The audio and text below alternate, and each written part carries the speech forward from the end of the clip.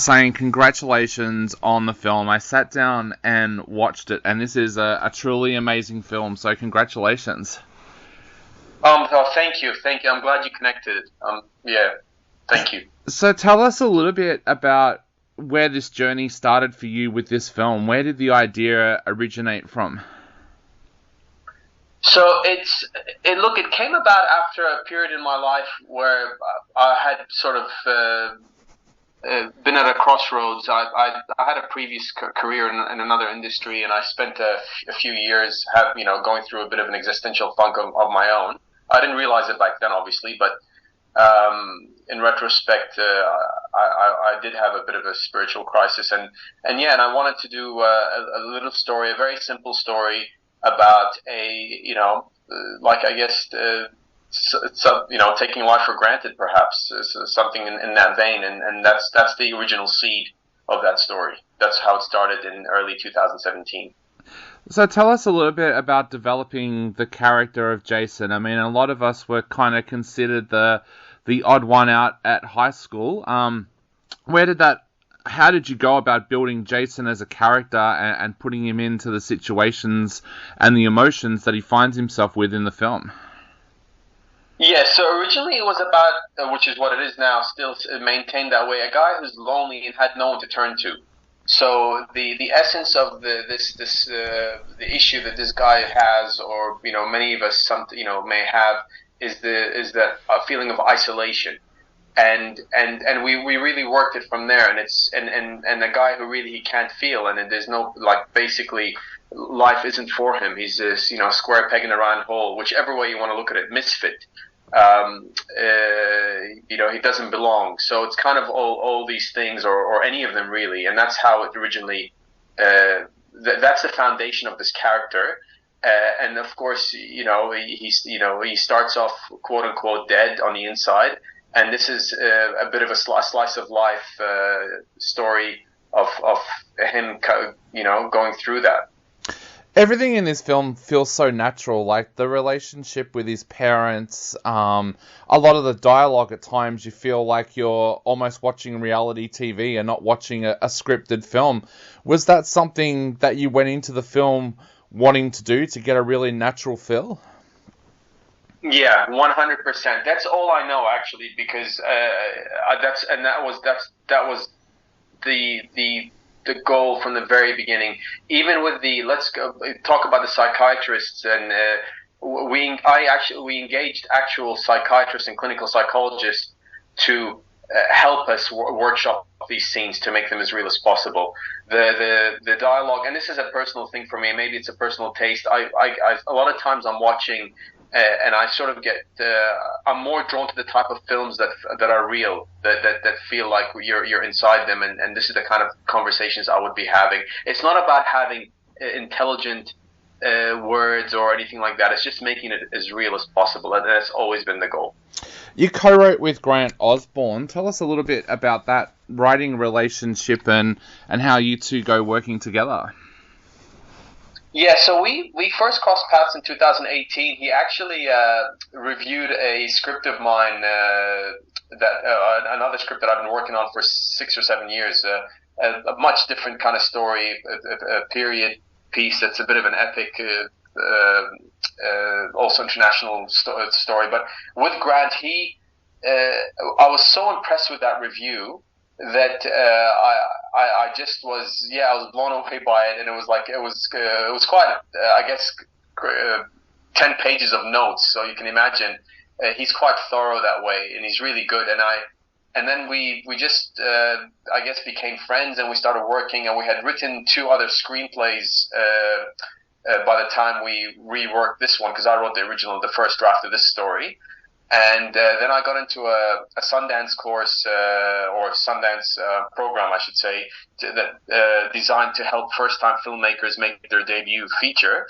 And Grant and I sat down. We went through all the scripts that I had written, and we decided to go with this one, but we needed a rewrite. So him and I started from scratch, and we rewrote all the scenes, and it's just an incredible collaboration. It is my my best collaboration that I've ever had in all industries, even not just in film. So I'm really, really grateful to have someone like with his, and he's older and more experienced. I think he's got about 4 decades in the industry in film and television. So I'm quite fortunate to have being able to work with someone like that. Definitely. And how did that course that you did with Sundance, how did that help bring this film to life as well? It did. Look, it gave me the confidence because it was quite an intense 8 weeks actually, where you connect once a week and then you do all the sort of work on the side and then you come back and it's quite personal. Like there's only 29 of us and there were three advisors. So each one of them took 10 of us or 9 of us. And I had Todd Luzio. You may remember, he's actually a filmmaker, but he's known for some of his acting as well. He was in quite a number of films. So I was really lucky to have him, and we workshopped the story. But I guess the best thing I loved about the course was or the program, I was really happy with how natural it felt to deliver these exercises. So it almost like, and I remember at the end he said, "What's the biggest takeaway from this program?" And I said it was the confidence to go out and make a feature film. Awesome. So how long ago did you actually shoot the film? Like, were you shooting during COVID, or were you able to? Yeah, last year. I'll give you a quick timeline. So I got into this course December 2019, went till February 2020. That's when we greenlit and by that stage, the script was ready and we greenlit it. I got the funding. And then, of course, we all know what happened around then.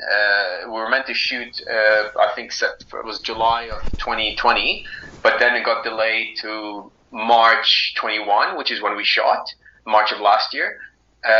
We shot over 4.5 weeks, and then post took just under a year. Again, also we had a bit of a hiccup with the second round of lockdowns. And then, we did shoot, I guess this is a long way of saying, yes, we shot during COVID. What was that experience like? Because some people I've spoken to have said it was a bit of a nightmare filming during COVID. Others have said that it kind of made it easier because there was less distractions while they were making the film. Look, I think it worked overall. The quick answer is that it helped us because the story became stronger. We were able to, because it got delayed 9 months, we had 2 table reads. The cast, who I'm really obviously extremely happy with, couldn't have picked a better cast. That took quite a bit of time. So I feel if we had shot as originally intended, we wouldn't have had an as strong a story, as natural a story, and the cast. However, where it did not help was because we kept changing we changed it twice, which is 2 times too many actually. But when we change the dates, whilst the story gets stronger and the cast remain loyal to it, and we stuck with them, and we some of the I guess heads of department would come and go, and that's where I thought it didn't help us that we kept changing, but we changed the date twice. But in terms of actually COVID environment, if that's what your question was about, look, I don't know any difference. So it was my first feature film, and there's so many unknowns anyway. Sure, it doesn't help to have one extra unknown, but we're kind of used to it if you think about it. Like there's so many unknown factors anyway. So yeah, it just adds a bit more to that. That's all. Yeah, now you talked about the cast, and you've been able to put together an absolutely amazing cast. Tell us a little bit about how you went about the casting, especially how you discovered Jordan and Freya. Yeah, thank you. Okay, so with Jordan, we started with Jordan and Freya. Lucky enough to have an incredible casting director, Alison Meadows, from Moliners. And we'll start with Jordan. We threw the net out quite wide, actually, and it started off with. And as you said, it's about trying to discover the next up-and-coming star. So we threw it. She reached out wide, and we got about over 400 applicants the first round. By the time it got to me, though, it was just over 100 that I watched 100 auditions, and then it just kept narrowing it down and down to find the perfect one. And between us, I mean, Jordan stood out from the first time I saw that. He just I remember getting goosebumps when he delivered one of the scenes, and it just ended up. And then of course we have to do chemistry tests as well. So and then he was chosen, I guess. But with Freya, it's not as we only started with about 20 or 30, which is still quite a substantial amount.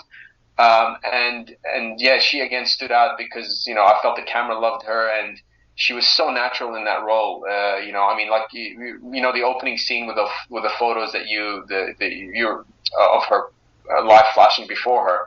I mean, they were actual real photos. That's kind of her the type, the experiences that she's had. So it was great to have someone who fits the role so naturally and so beautifully. Very, very blessed to have both Jordan and Freya. Definitely. You said that the first time you saw Jordan's audition, it gave you goosebumps. What was it about that performance, and how did you know he's the perfect guy to play Jason? Look, it just felt like someone who is genuinely in an existential funk. He really, I mean, I can't put it in any other way, but he's a guy who didn't want to be around anymore. He's had it with life, and that's when I really connected with him. Awesome. Well, it's turned out to be an absolutely amazing film, and I know a lot of our listeners are going to definitely go and be checking this out this week. So I guess to wrap up, what would you like to say to all of our listeners out there before they go and see this film this weekend? I want to say, look, firstly, thank you so much for supporting independent film, and I appreciate that this, it may be confronting because of the subject matter. It's never easy when it comes to things like mental illness and even family dysfunction, which obviously this film covers both those subject matters. So respect for your bravery as well. I'm really grateful for your bravery to go out there, because it could be quite confronting. It's not an escapist type film. So, and I hope our intention was that it's got a beautiful, uplifting message, and I hope the film speaks to you. Definitely.